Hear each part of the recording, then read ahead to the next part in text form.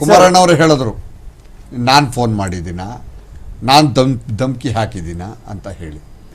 Harish sir, ನೀವು ಕಾಂಗ್ರೆಸ್ನ ವಕ್ತಾರರಿಗೆ ಕೇಳಿದ ಪ್ರಶ್ನೆ ತುಂಬ ಒಂದು ಅರ್ಥಪೂರ್ಣವಾಗಿತ್ತು. ಏನಕ್ಕೆ ಅಂದರೆ ನಿಮ್ಮ ಪ್ರಶ್ನೆನಲ್ಲೇ ಉತ್ತರ ಜನರಿಗೆ ಗೊತ್ತಾಗೋಗಿರುತ್ತೆ. ಮೈತ್ರಿ ಒಂದು ಕಡೆ ಇಡೋಣ ಸರ್. ಕುಮಾರಣ್ಣ ಅವತ್ತು ಹೇಳಿದರು, ನಾನು BJP ಅವರ ಅವರ ಕೊಟ್ಟಂಥ ಒಂದು ಆಫರ್ ಏನಿತ್ತು, ಒಂದು ಮಾತು, ಅವರ ಮಾತು ಜೊತೆ ನಾನು ಇದ್ದಿದ್ರೆ ನಾನು 5 ವರ್ಷ ಮುಖ್ಯಮಂತ್ರಿ ಆಗಿರ್ತಿದ್ದೆ ಅಂತ. ಅವತ್ತು ಕಾಂಗ್ರೆಸ್ ಅವ್ರ ಜೊತೆ ಒಂದು ಮೈತ್ರಿ ಸಮ್ಮಿಶ್ರ ಸರ್ಕಾರ ಆಯಿತು. ಸಮ್ಮಿಶ್ರ ಸರ್ಕಾರ ಆದಾಗ ಒಂದು ಮೈತ್ರಿ ಧರ್ಮ ಒಂದು ಕಾಪಾಡಬೇಕು ಅನ್ನೋ ಒಂದು ನಿಟ್ಟಲ್ಲಿ ಕುಮಾರಣ್ಣ ಅವರು ಒಂದಕ್ಕೆ ಕಾಂಗ್ರೆಸ್ ಅವ್ರ ಜೊತೆ ಇದ್ದರು. ಸರ್, ಇವತ್ತಿನ ಟೆಕ್ನಾಲಜಿ ತಂತ್ರಜ್ಞಾನ ಯಾವ ಮಟ್ಟಕ್ಕಿದೆ ಅಂದರೆ, ಬಹುಶಃ ಕುಮಾರಣ್ಣ ಅವರೇನಾದರೂ ಖುದ್ದಾಗಿ ಕರೆ ಮಾಡಿ ಧಮಕಿ ಹಾಕಿದಿದ್ರೆ, ಸೆಟ್ಲ್ಮೆಂಟ್ ಅಂತ ಏನು ಪದಗಳು ಕಾಂಗ್ರೆಸ್ನ ಶಾಸಕರುಗಳು ಮಾತಾಡ್ತಿದ್ದಾರೆ, ಅದನ್ನ ಎಷ್ಟು ನಿಮಿಷಗಳು ಬೇಕು ಸರ್ ಕರ್ನಾಟಕದ ಜನತೆಗೆ ಮಾಧ್ಯಮದ ಮೂಲಕ ತಿಳಿಸೋದು? ಕುಮಾರಣ್ಣ ಅವ್ರು ಧಮಕಿ ಅಂತ ಏನಾದರೂ ವಿಚಾರ ಇದ್ರೆ ಜನರಿಗೆ ಗೊತ್ತಾಗುತ್ತೆ. ಧಮಕಿ ಅನ್ನೋ ವಿಚಾರ ರಕ್ತದಲ್ಲೇ, ಕಾಂಗ್ರೆಸ್ ರಕ್ತದಲ್ಲಿದೆ. ಕಾಂಗ್ರೆಸ್ನ ಜನಪ್ರತಿನಿಧಿಗಳಿದಾರಲ್ಲ ಸರ್, ಅವ್ರ ರಕ್ತದಲ್ಲಿದೆ ಆ ಧಮಕಿ, ಸೆಟ್ಲ್ಮೆಂಟು, ಈ ಪದಗಳು. ಕುಮಾರಣ್ಣ ಅವ್ರನ್ನ, ನಾನು ಹೇಳ್ತಾ ಇರೋದು ಕುಮಾರಣ್ಣ ಅವ್ರನ್ನ ಒಂದು ಕಾಂಗ್ರೆಸ್ ಅವ್ರಿಗೆ ಹೇಳಿದ್ದಾರೆ, ಹಾಗಂತ ನಾನು ಕುಮಾರಣ್ಣನ ಪರವಾಗಿ ಮಾತಾಡಬೇಕು ಅಂತೇಳಿ ಜನರೇ ಮಾತಾಡ್ತಾರೆ. ಏನಂತ ಕೇಳ್ತಿರೋದೇನು ಕುಮಾರಣ್ಣ ಅವ್ರು? ಹೌದು, ಅಭ್ಯರ್ಥಿನ ನಾವು ಕಳೆದ ಬಾರಿ ಕುಪೇಂದ್ರ ರೆಡ್ಡಿ ಅವ್ರನ್ನ ಅಭ್ಯರ್ಥಿಯಾಗಿ ಮಾಡಿದ್ವಿ, ಸೋತಿದ್ರು. ಈ ಬಾರಿ ಚುನಾವಣೆ ಒಂದು ಪರೀಕ್ಷೆ ಸರ್, ಒಂದು ಎಕ್ಸಾಮ್. ಅದು ಹೇಗೆ ಮಾಡಬೇಕು ಅನ್ನೋದು, ಒಂದು NDA ಮೈತ್ರಿಕೂಟದಲ್ಲಿ ಯಾವ ರೀತಿ ನಾವು ಮಾಡ್ಬೇಕು ಅನ್ನೋದು ಅದ್ರ ಪಾಡ್ಗೆ ಅದು ಆಗ್ತಾ ಇರುತ್ತೆ. ಹಾಗಂತ ಹೇಳಿ ಕುಮಾರಣ್ಣ ಅವರು ಜಾತ್ಯತೀತ ಜನತಾದಳದವರು ಧಮಕಿ ಆಗ್ತಿದ್ದಾರೆ ಅಂತ ಶಾಸಕರು ಹೇಳ್ತಿದ್ದಾರೆ ಅಂದ್ರೆ ಏನಾದ್ರೂ ಒಂದು ಪ್ರೂಫ್ ಇದೆಯಾ ಸರ್?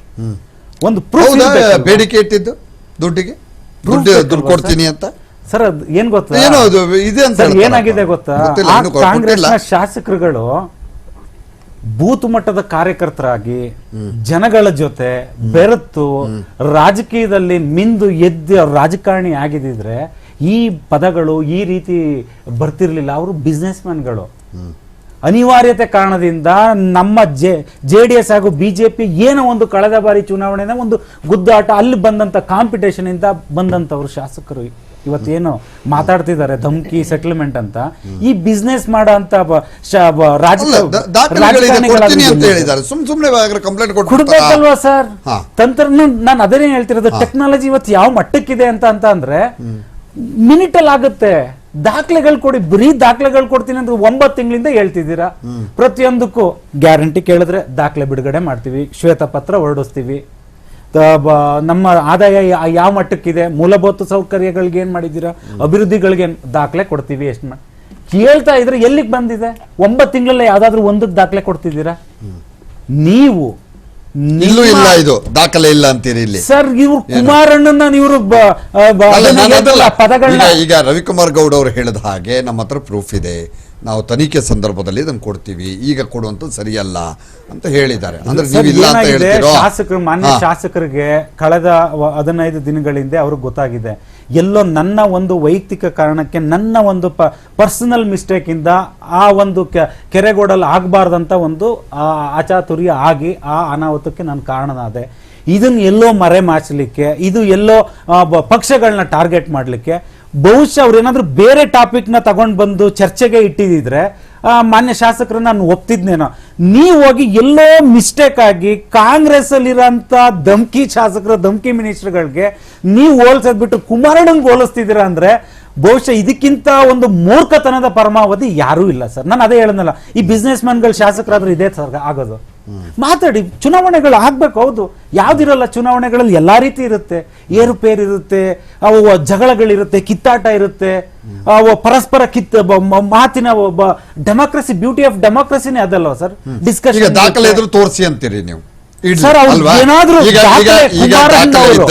ಬೆದರಿಕೆ ಹಾಕಿರೋದು, ಹಣದ ಆಮಿಷ ಒಡ್ಡಿರುವಂತ ದಾಖಲೆಗಳಿದ್ರೆ ಅವರು ಎದುರಿಡಿ ಅಂತ, ಹಣದ ಆಮಿಷ ಇರ್ಬೋದು, ಧಮಕಿ ಇರ್ಬೋದು, ಸೆಟಲ್ಮೆಂಟ್ ಇರ್ಬೋದು, ಇವ್ದು ಏನಾದ್ರೂ ಒಂದು ದಾಖಲೆ ಆ ಶಾಸಕರುಗಳು ಇವತ್ತು ಏನು ಪೊಲೀಸ್ ಅವ್ರಿಗೆ ಕಂಪ್ಲೇಂಟ್ ಕೊಡ್ಲಿಕ್ಕೆ ಹೋಗಿದ್ರಲ್ಲ ಸರ್, ಒಂದು ಸಿಂಗಲ್ ಡಾಕ್ಯುಮೆಂಟ್ ದಾಖಲೆ ಏನಾದ್ರೂ ಇದೆ ಅಂತ ಅಂದ್ರೆ ಜನರು ಮುಂದೆ ಇಡಿ, ಜನರು ತೀರ್ಮಾನ ಮಾಡ್ತಾರೆ. ಇನ್ನೇನ್ ಬೇಕು ನಿಮ್ಗೆ?